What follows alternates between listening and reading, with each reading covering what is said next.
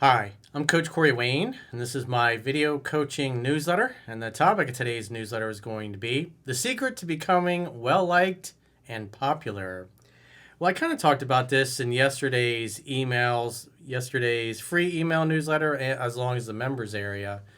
And it's kind of interesting to me how I could get emails from people from literally all over the world, different continents, and then they come in and it's like the same three or four people that come in within a matter of hours of each other all have the same issue, and they could be on different continents. I always look at that. It's kind of amusing and interesting how that happens.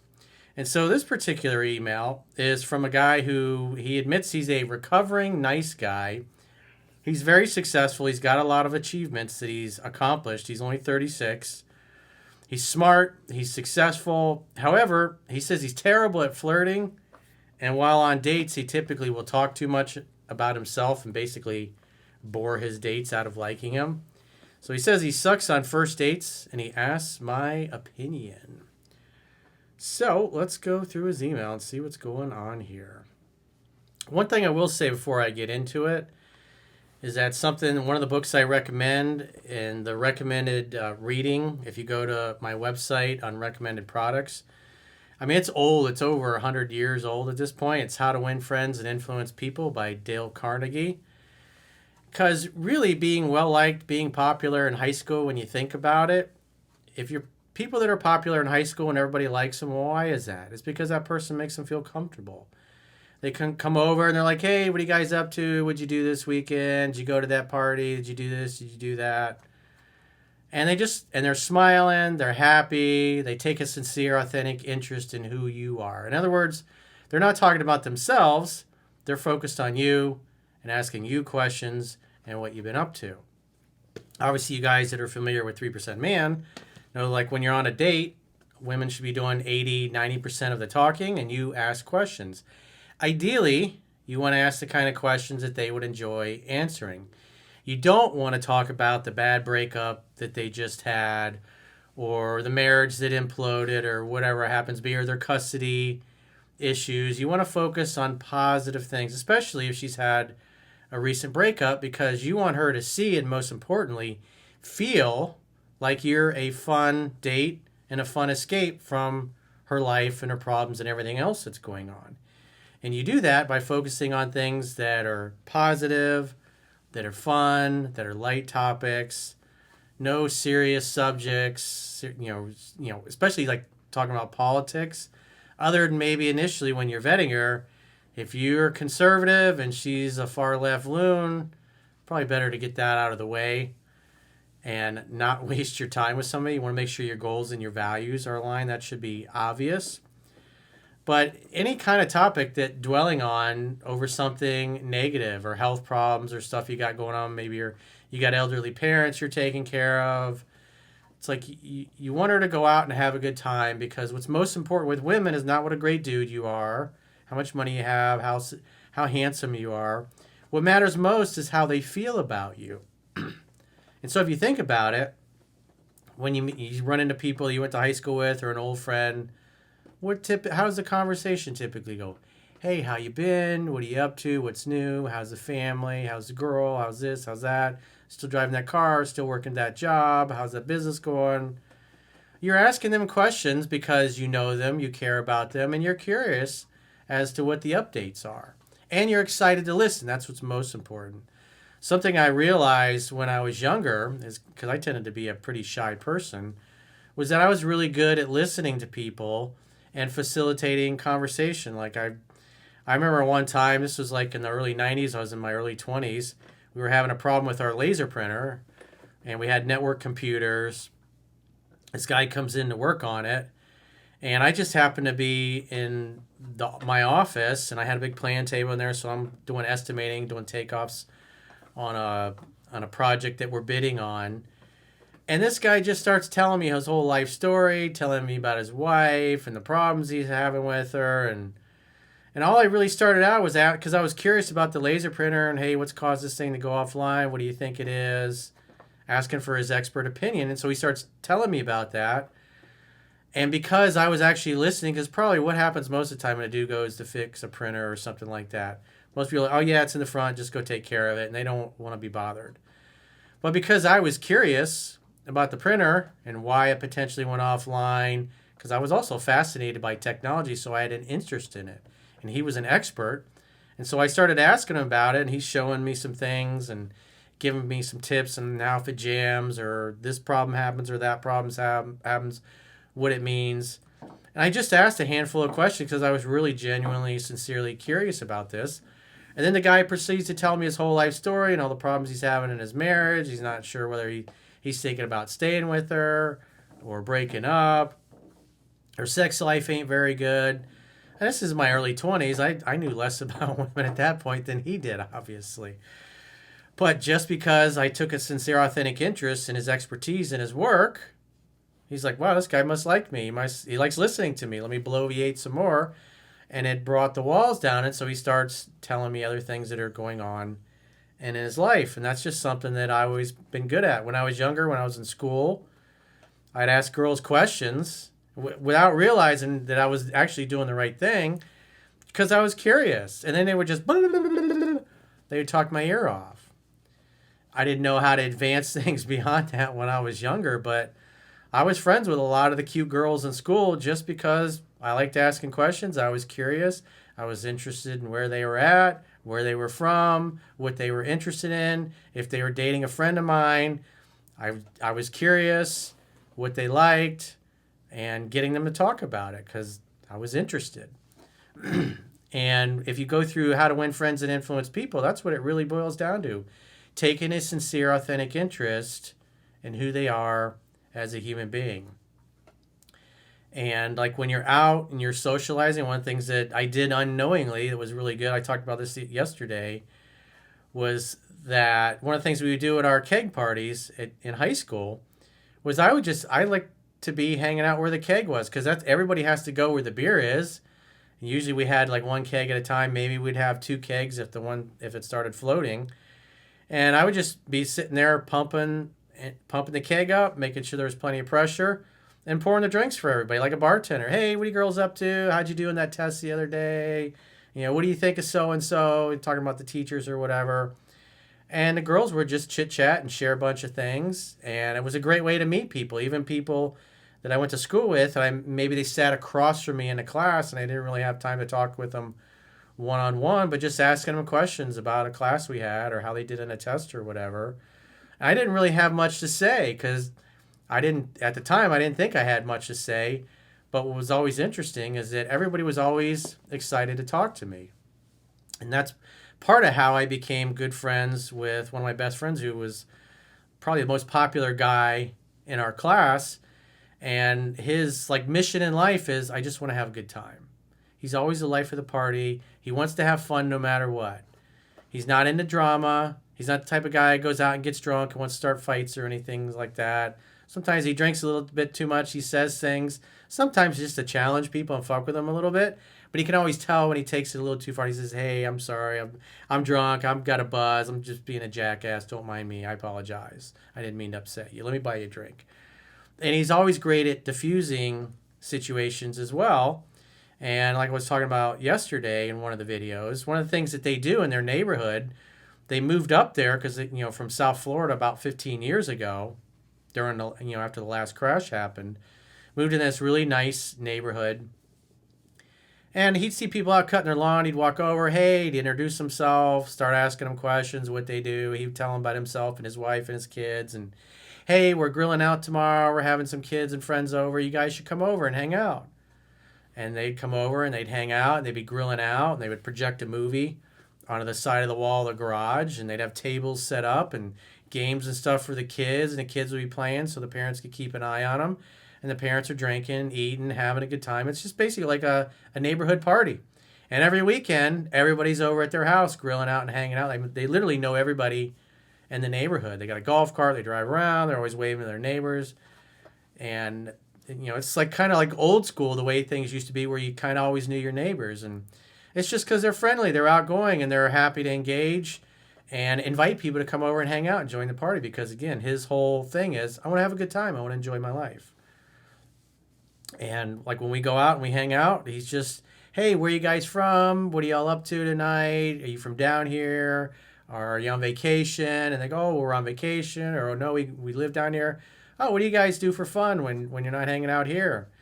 And like I remember last time he was down, we were talking to this couple, and it was an old couple. They've been together. They started telling us about their lives. And then he started telling us that he works with a lot of vets, and he's an attorney.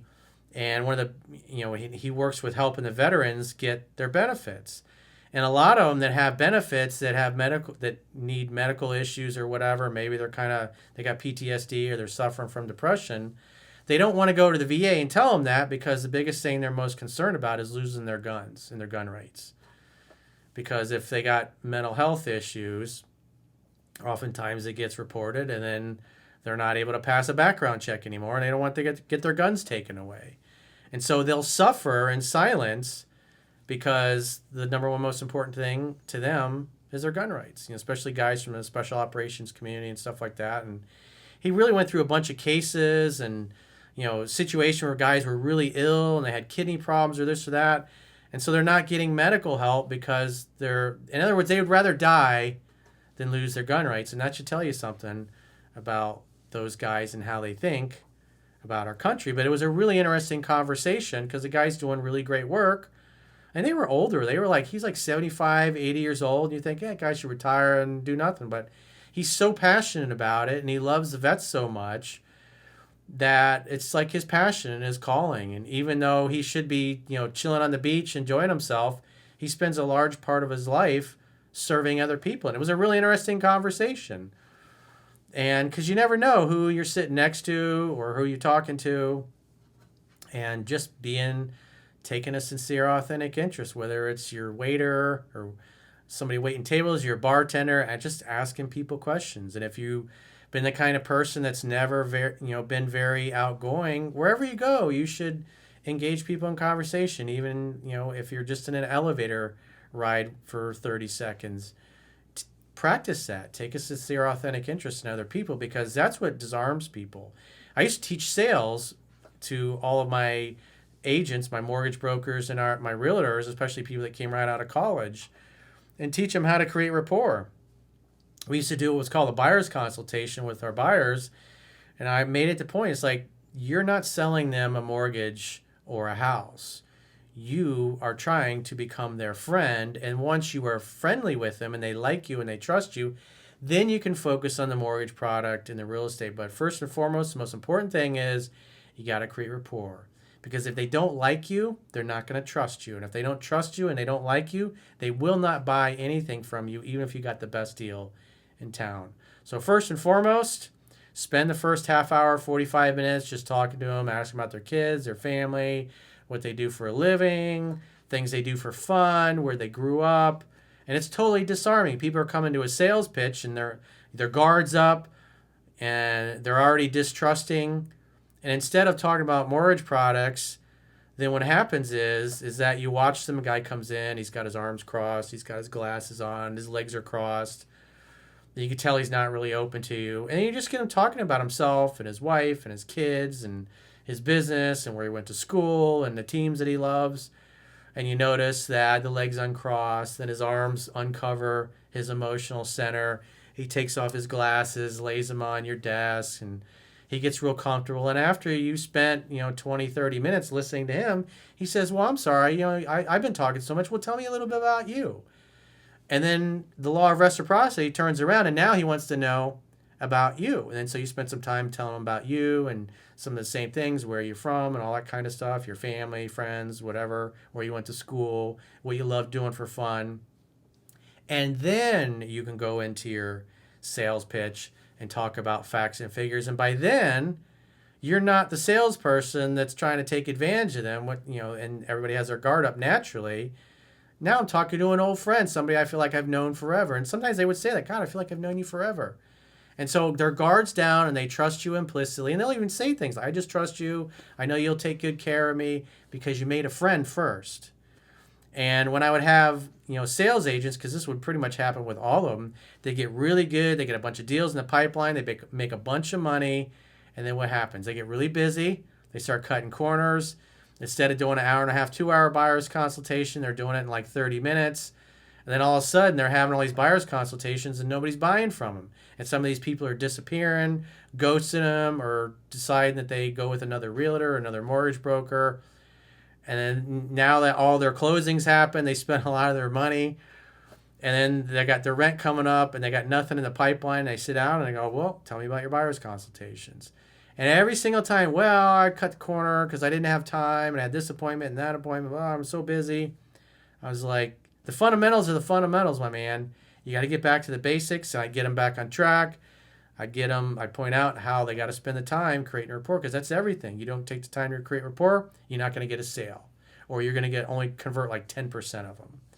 And that's going to affect your income. And obviously, if I'm buying the leads and paying for the leads and giving to them, I want them to convert more of those leads because they're expensive to generate in the first place. So you don't want to burn in leads just because they're lazy and you don't want to take the time making a friend. So first and foremost, the most important thing about being well-liked is really, it's not about you. It's about them. It's about serving them and getting to know them, making them feel comfortable, making them smile. And it's the same thing you do on a date with a girl. You want her to be happy. You want her to talk about things she likes talking about, subject that she's excited about, something that's always good to talk about on a first date is, well, tell me about your relationship with your dad. Are you guys close? Do you love your dad?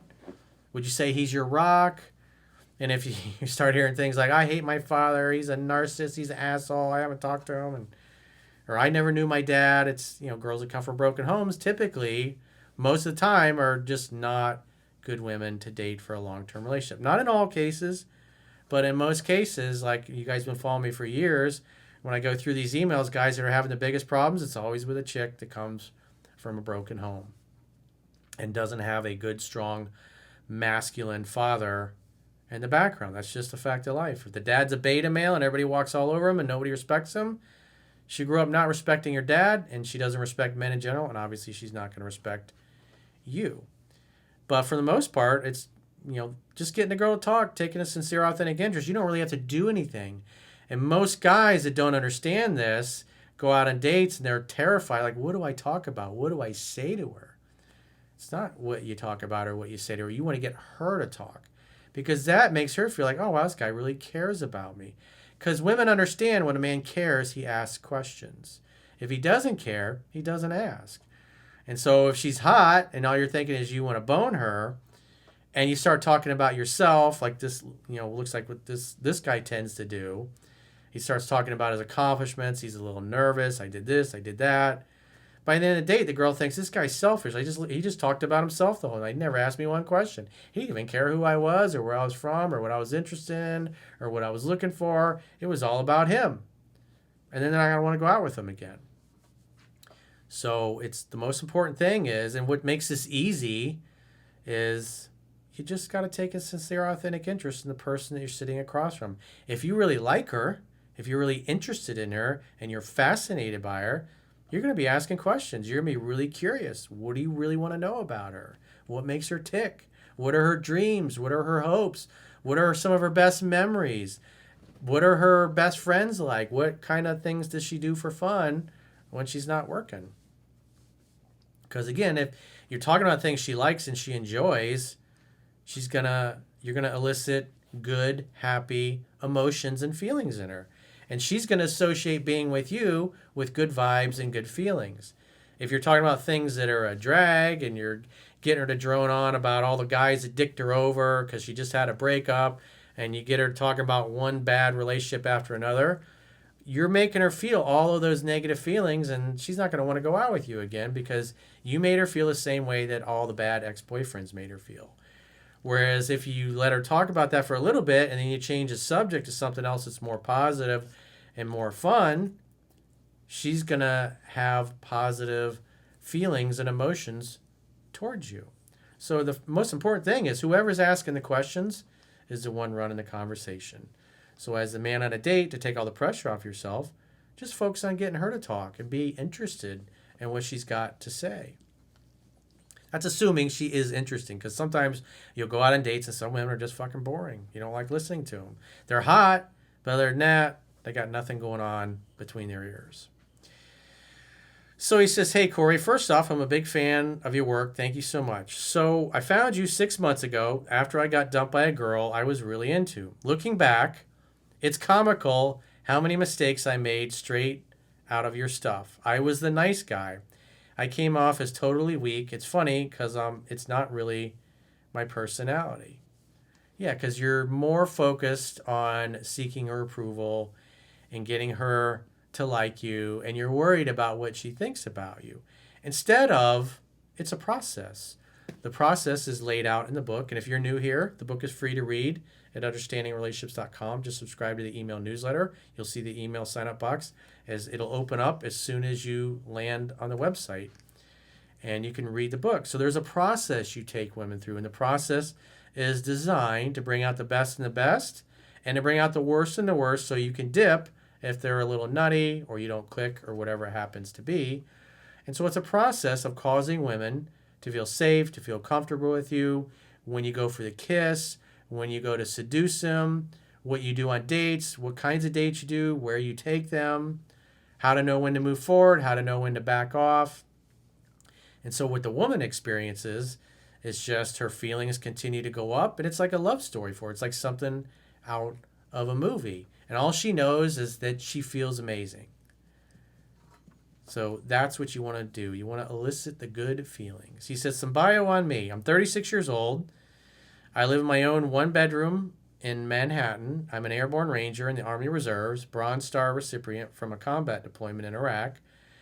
I'm command of an infantry company of 120 soldiers. I'm the co-founder, CEO, and AI engineer of my own company. I have a profitable AI startup with 35 employees and net worth in the seven figures. I have an MBA from Chicago Booth and a master's in machine learning. I've been to 75 countries. I snowboard, I surf, and I'm getting my private pilot's license. I'm 5'9", above average looking, and am in extremely good shape. Six-pack, biceps, etc. And I say this for context, not to gloat. Corey, I have absolutely zero game. I'm a very motivated person, as you can see from the above. I spent my 20s chasing all of these goals and not spending too much time with women, and now I'm prioritizing this part of my life. I'm very social and comfortable talking to anyone, but my habits are naturally the friend. And so that's where the book can fill that in, because I was the same. Like when I was younger, I'd think I got to talk to this girl for a few weeks before I get around to asking her out on a date. And so we would talk for hours and hours on the phone. And then 3 or 4 weeks, and I go, okay, now I should ask her out on a date. But by that point, I'd already friend-zoned myself because I talked her out of liking me. The conversations were good, but they should have happened in person. And I didn't realize that attraction's not a choice. Women know within 3 seconds if they would date and sleep with you or not. And if you spend 3 or 4 weeks talking on the phone, then by the time you finally get around to asking them out, they'll say there's no chemistry, there's no spark, or, hey, I just want you to know, I just want to meet as friends. You'll get that kind of shit. And it was very frustrating. I could never understood why. But women I wasn't that into, I'd make a date right away. We'd go hang out and have fun and hook up.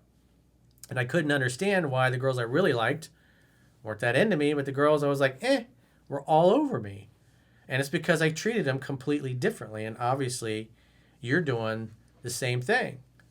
And so the idea is your job is to create an opportunity for sex tap. Hang out, have fun while you're hanging out, and hook up when the signs are there. She's ready to be touched, ready to be kissed, ready to be seduced. And again, all this stuff is laid out in the book for you.